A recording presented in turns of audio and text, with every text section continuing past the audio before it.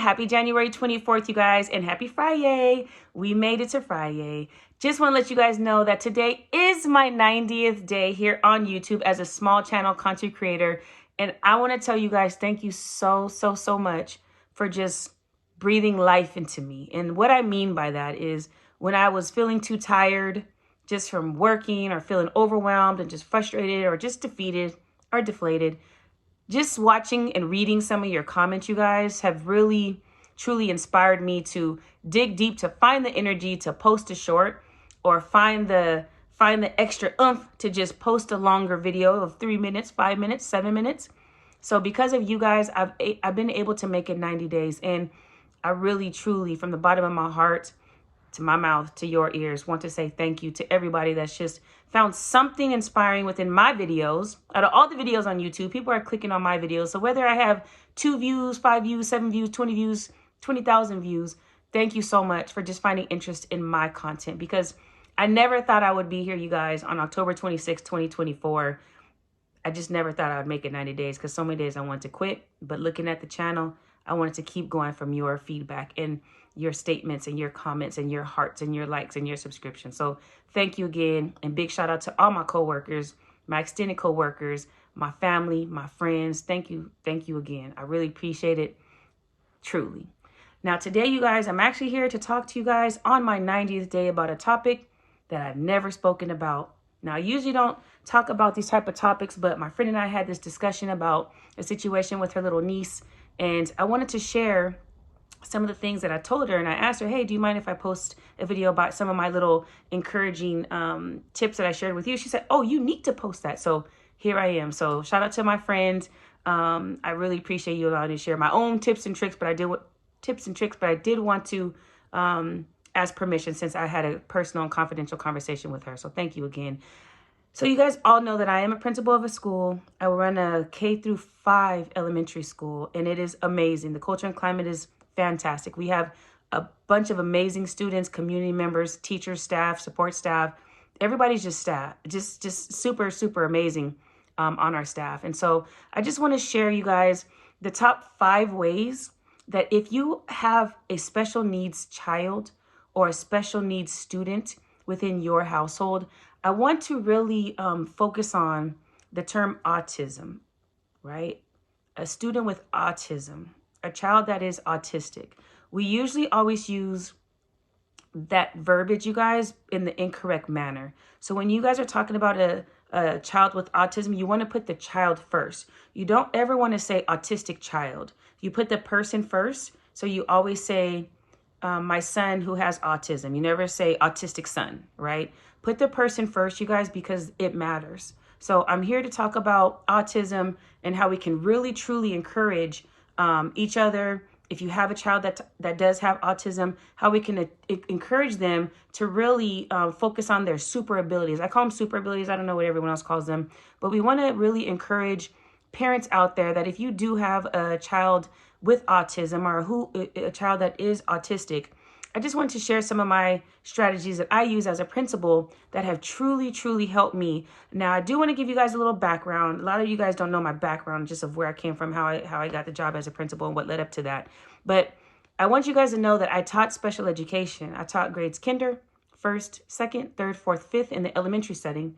And then I also taught 6th grade, 7th grade, and 8th grade. I've never taught high school. So I want you guys to know that I do have my educational specialist. I did have my preliminary credential, but when I went to get my admin, I let it lapse. So I no longer have my special ed credential. However, I do want you guys to know the knowledge that I gained while I was getting my special ed credential, which led me into special education before I became a principal. It has really resonated with me, you guys, because these tips are just really amazing tips to really help make sure that we are encouraging students with autism to be the best that they can be while we are focusing on their abilities, so we can make sure that we pour into them so that way they can feel successful while still holding them accountable for their behavior, academics, responses. They definitely need structure. That is what they thrive off of, right? Those kiddos, they are amazing with structure. If you throw off any piece of their structure, woo, it's a lot. But we have to have a plan B of what that looks like, right?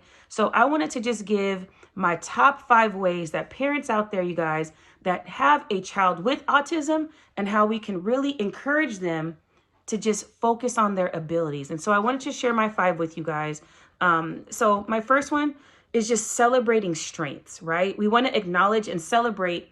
You want to acknowledge and celebrate your child's unique talents, you guys, and strengths, whether it's music, art, dancing, math, writing, organizing Legos, whatever it is. Highlight those strengths, you guys, because those abilities really help to boost their self-esteem. And that is what we call self-efficacy, right? We want to motivate them and encourage them and celebrate their strengths. So that way their self-efficacy, which means how they feel about their self, their abilities, how they can or can't do a task and how they respond to that, their self-efficacy will be so high that when things fall apart, it's okay, because they know who they are and that you've given them so much kudos and celebration of strengths that it's okay, right? It's okay. So parents, if you're out there, celebrate their strengths, right? Whatever it is, even if they're not meeting grade level standards, it's okay. It's all right. Celebrate their IEP goals, right? The short-term goals that are on all IEPs, celebrate those, right? So they may not meet any grade level standards, and that's okay. Look at the IEP goals. Did they make progress? Did they meet the goal?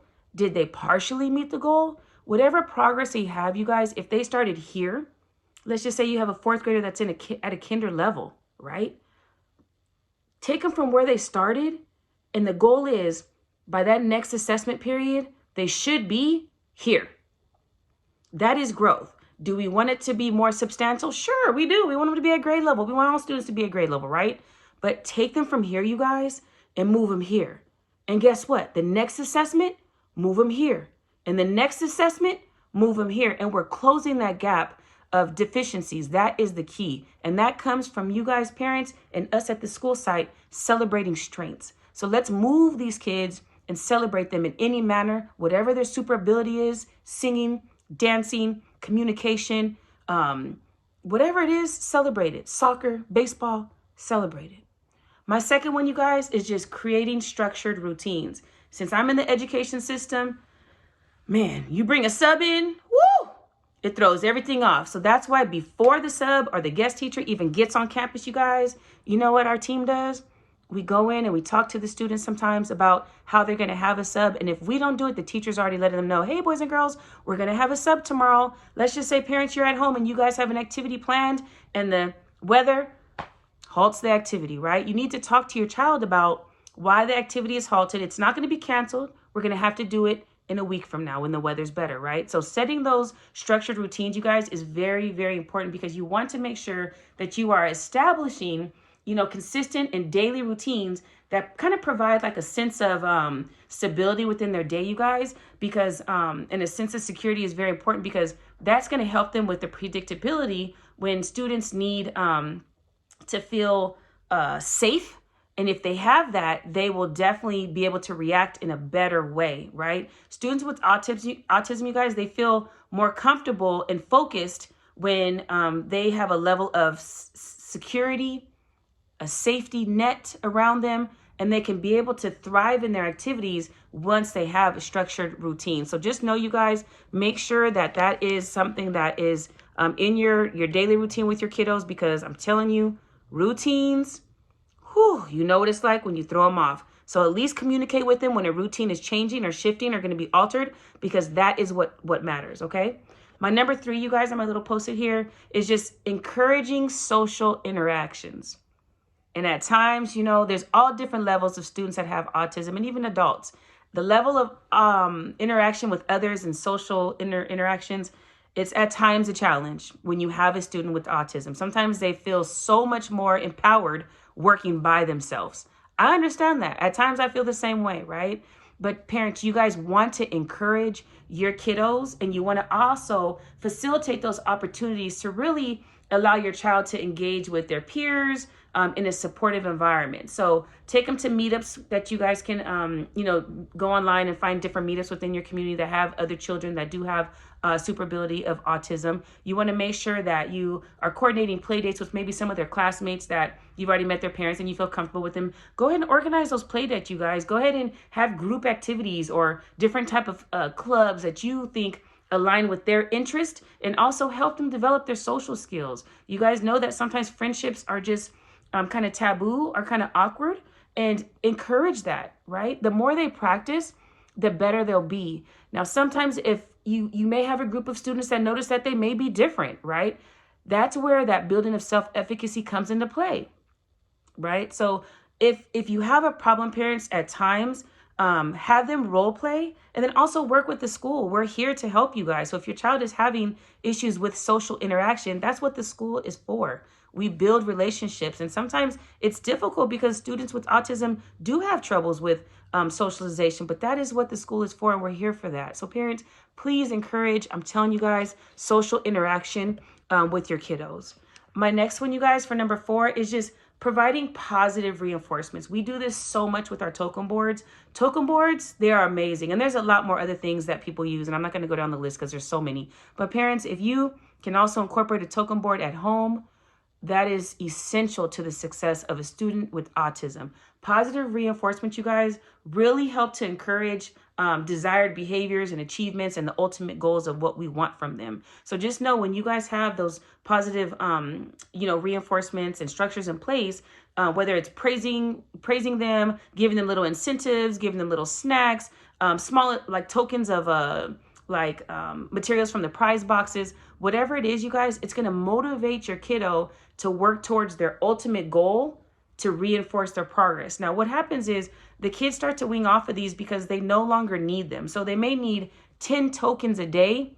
If you do this, then this, right? In schools, we use if-then statements. If this happens, then you'll get to do 3 minutes on the computer. If you do 10 minutes of your math problems, you get 2 minutes on the computer. Students with autism, you guys, really flourish with positive reinforcements. And that's why you see so many kids that have token boards in the school environment, because it helps. And eventually, they're no longer needed. And I think that is just so amazing to see. And like I said, you guys, I taught K through 8th grade, SDC, RSP, mild to moderate, and mild to moderate level. And I've seen so many students grow just from positive reinforcements. And so I may start with a token board that has, different interactive activities and how they can get to their Legos or how they can get to their silly putty or the wobble chair, whatever it is. And let me tell you, just from the token board, you guys, being implemented every day, the amount of items they needed at the beginning slowly starts to decrease towards mid-year. It is almost non-existent at the end of the year because it just becomes a way of life for them. So you don't always have to use the positive reinforcements for a lifetime, you guys. It's not like a life sentence, but it's used to really help students with autism move forward with their behavior, their mental health, their actions, their reactions, their tantrums. I'm telling you guys, it works. So just know, start with your positive reinforcements and then wing them off as you start to see behaviors change. That is the whole key to build independent learners and independent doers. That is key. And my 5th one, you guys, my friend really struggles with this, and she said I could share, which is fine, but you really want to foster independence. We do this a lot. We do this a lot at our school, and it works. It works. But if you don't give them the opportunities, you guys, to really have that opportunity to socialize with other people or try to tie their shoes, and even if they can't tie their shoes, have them try, right? Brushing their teeth. Even if they can't brush their teeth, let them try. Even if they have a struggle with combing their hair, let them try. Putting a little ponytail, let them try, right? Buttoning up and zipping their jacket, let them try. Opening an umbrella, let them try. So you guys really, really, please, parents, feeding them, opening items, milk, cheese, whatever it is, crackers, goldfish, let them try to open it. Teach them. Get your pinchers out. Pinch the bag. Pull. Oh no. Try it again. Get your pinchers out. Take it hand over hand, parent. Pull it. I'm telling you guys, fostering independence, I've seen it. I watch it every day. I work with our amazing teachers. They are phenomenal. Way better than I ever was as a special ed teacher. They are phenomenal. I learn from them, you guys. But fostering independence, I'm telling you, encourage your child, you guys, to take age-appropriate responsibilities and tasks on and let them fail. They may throw a tantrum. We'll get it all right. Let them move on the ground. It's all right. There's a cry on the ground. They'll fizz out. But eventually, we got to get them back up and let's try again, right? We may fall down, but we got to get back up. And that's what we train them to do daily, fostering that independence. foster it. Parents, please help us out. Help us out. Help yourself out. I promise you. Have them go get the paper towels for you. Have them go get a plastic cup for you. Have them go get some ice. Whatever it is. Have them go get their own shoes. Have them dress themselves. You may be shocked at the patterns, but have them try to dress themselves. It would be amazing to watch a student with autism have self-independency skills. So when they get older, you guys, their potential is going to be way up here, way up here. So yes, when you guys really encourage them to do those responsibilities and tasks on their own and create that positive and supportive environment at home, of course, it aligns with school because we do the same thing. But I'm telling you guys, all of these strategies, you guys, can really help to improve students with autism, whether they're at home, on the baseball field, the soccer field, in church, at a concert, wherever it is, you guys. We want them to realize their potential while fostering a positive and supportive home environment as well as school environment. So parents, if you're out there, my heart goes out to you guys. You work hard, you bust your buns and your energy every day trying to do all of these tips. And once again, you guys, you want to celebrate their strengths. You want to make sure that you're creating a structured routine daily. That is very important. Make sure it's daily. If it changes, just communicate with the student with autism or your child with autism so they know there's going to be a change. Hey, Uncle Billy's not going to pick you up today, okay, son? Your Auntie Janice is going to pick you up because Uncle Billy has to go take Grandma to the hospital because she's going to go visit it and make sure she's healthy. But tell them their auntie's going to pick them up instead. Don't shock them because it's going to throw them off, right? Encourage social interaction. Provide positive reinforcement, you guys. And once again, fostering independence is key. So thank you guys so much for just listening to my amazing video. I'm calling it amazing because I'm going to speak it into existence. But parents, once again, all educators out there that have classes with students that have super abilities, all levels of super ability classes, thank you. And from my heart to your ears, I appreciate it. And like I said, I used to be a former special education teacher for grades K through 8. And it was quite the experience. And I was able to exit about 4 students out of my whole career. And it's amazing to see them exit and move into general education. So please, you guys, celebrate all the kiddos out there that do have abilities and make sure you put the person first. So you don't want to say autistic child. You want to say my child with autism, my student with autism. That is important. Put the person first, and that way you guys know that it's person and then the super ability last. Thank you guys so much. Nikki O Knows signing out on her 90th day. Thank you guys for subscribing to my channel. Hopefully I'll get more into educational videos. This is my first one. So hopefully you guys, the tips were insightful and helpful and informative. And I'm just here to help you guys. Thank you. I really appreciate you guys celebrating me for 90 days. And I hope the tips help again. Thank you.